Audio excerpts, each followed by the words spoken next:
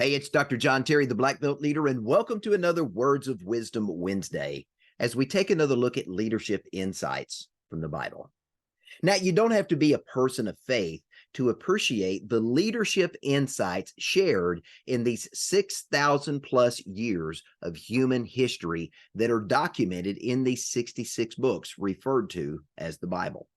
In these passages of scripture, these stories, these historical references, you find examples of good leadership, bad leadership, poor leadership, great leadership, and what happened as a result of each. So let's dive in and let's continue our look at leadership through the life of Joseph in the book of Genesis. Now, if you're just joining us for your first leadership insight from the Bible, up to this point in the story, Joseph was sold into slavery by jealous brothers. He was purchased by the captain of Pharaoh's guard and became the overseer of that captain's household. He was falsely accused of trying to rape the captain of the guard's wife, and as a result of that, found himself placed in prison. While there, he had an interaction with the Pharaoh's cupbearer and the Pharaoh's baker. He was able to help them understand dreams that they were having and share with them insights of what would come to pass. And exactly as Joseph predicted, those things came to pass. Later on, Pharaoh had dreams of his own that he could not interpret or understand, nor could any of the wise men of Egypt that Pharaoh sought counsel from. The cupbearer remembered what Joseph had done for him, pulled Joseph out of prison, and brought him before the Pharaoh. He interpreted the Pharaoh's dream, laid out a plan for the famine that was coming to the land of Egypt. And as a result of his ability to not only understand and interpret Pharaoh's dream, but to provide good leadership insights into how to prepare for this looming disaster, the Pharaoh put him in charge of all of the land of Egypt. In today's lesson, we're 2 years in to the story. And the very brothers who sold him into slavery had been sent by their father to the land of Egypt to purchase grain because the famine had spread beyond Egypt through the entire world, and all of the lands of the world were hungry. When the boys showed up, they came before their brother, but did not recognize him. However, Joseph recognized his brothers, and the dream he had as a young boy, seeing his brothers bow before him, came true. So through a series of events, Joseph orchestrated the return of his brothers to be brought back to Egypt. And this is where we pick up today's story. Genesis chapter 45, verse 4. Joseph had just sent all of his servants away so that he could speak privately with his brothers. Here's what he said. Joseph said to his brothers, "Come close to me." When they had done so, he said, "I am your brother Joseph, the one you sold into slavery." Joseph had just revealed who he was to his brothers, which brings us to today's first leadership insight. Leaders are confident in themselves. When Joseph went to his brothers and they came to him, he said, "Come to me. I am Joseph, your brother." Now, this was the very brother they had sold into slavery, and previous to that had planned to murder because of their jealousy. Joseph did, as leaders should, understand the struggles that they've overcome have made them who they are today. And Joseph well understood that the struggles and challenges he had gone through in the land of Egypt had positioned him to be second only in command of Egypt to Pharaoh. So understand this, as a leader, the struggles you have faced, the struggles you've overcome have made you who you are today. Be confident in that. Leaders know who they are, and leaders know what they stand for. So the story continues in verse 5. And now Joseph continues to tell his brothers, "Do not be distressed and do not be angry with yourselves for selling me here, because it was to save lives that God sent me ahead of you." Now, that was great words of wisdom to his brothers who had sold him into slavery after plotting to murder him. His response to them was not one of vengeance or revenge. It was one of forgiveness and reconciliation. Don't be distressed, he says. Don't be angry with yourselves for selling me here. That leads us to this second leadership insight. Leaders seek forgiveness and they seek to reconcile strained relationships.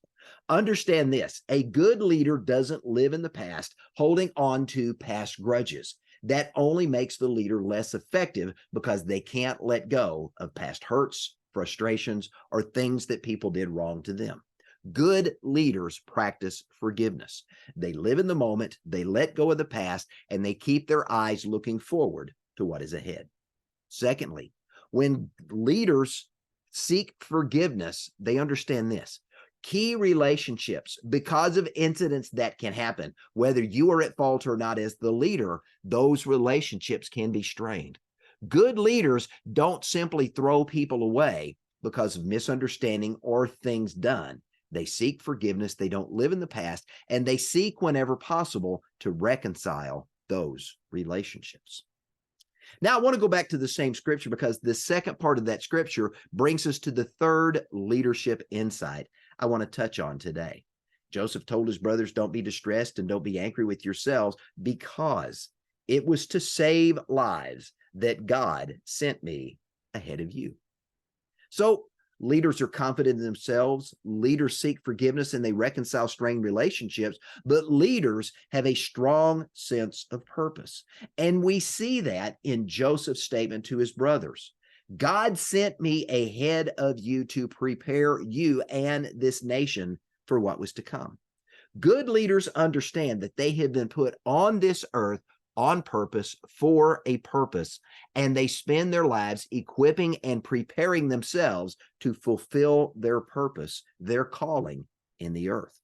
As a good leader, daily personal growth and development are the things you can do daily to begin to prepare yourself so that when the time is right, that purpose you have been put on this earth to fulfill, you are equipped and ready to do so. Now let's wrap up today's leadership insight from the Bible with looking at verse 6 and 7. Joseph goes on to explain his rationale. For 2 years now, there has been famine in the land. And for the next 5 years, there will be no plowing and reaping. But God sent me ahead of you to preserve for you a remnant on earth and to save your lives by a great deliverance. So that leads us to the fourth leadership insight from this particular passage as we look at the life of Joseph. Not only are leaders confident in themselves, not only do they seek forgiveness and seek to reconcile strained relationships, not only do leaders have a strong sense of purpose, a leader's perspective is focused on big picture problem solving. Remember, leaders go first. Leaders go before, and they see more than others see. That's why they're leading, because they go before and they see more. Leaders see the big picture, and they use that big picture view of the world to see solutions to problems that other people might overlook or ignore. And it's this very same big picture perspective that empowers you as a leader to take decisive action and to keep moving forward even during difficult times. Hey, I hope you enjoyed today's leadership insight from the Bibles. And if you want more leadership lessons, whether faith-based or not, you can follow me on YouTube or Rumble. The channel is the same, Be a Black Belt Leader. Again, YouTube or Rumble, Be a Black Belt Leader. Now, if you are a person of faith and you love these leadership insights from the Bible and would like more, let me encourage you to visit my website, beablackbeltleader.com. Go to the courses section of the website. There you're going to find the 10 top leadership lessons from the Bible, as well as other free and paid content on the website. Simply click on the icon that says Leadership Lessons from the Bible, submit your email, and this free series of email teachings will be sent directly to your inbox. And again, while you're there, please check out the other free and paid content that's available, more leadership and personal growth tools and resources available for you. And while you're there, be sure and go to the Contact Us page where you'll find all of my social media. You can subscribe to my newsletter. You can subscribe to my podcast, and you can follow me on Facebook, LinkedIn, Instagram, Twitter, now X, and all of the other major social media platforms, where each week I'm sharing tips, tools, insights, and resources to help you become a better version of who you are and what you do as you discover, develop, and deploy your own unique Black Belt leader within. I'm Dr. John Terry, the Black Belt leader. Thanks for joining me for this leadership insight from the Bible. Have a great day.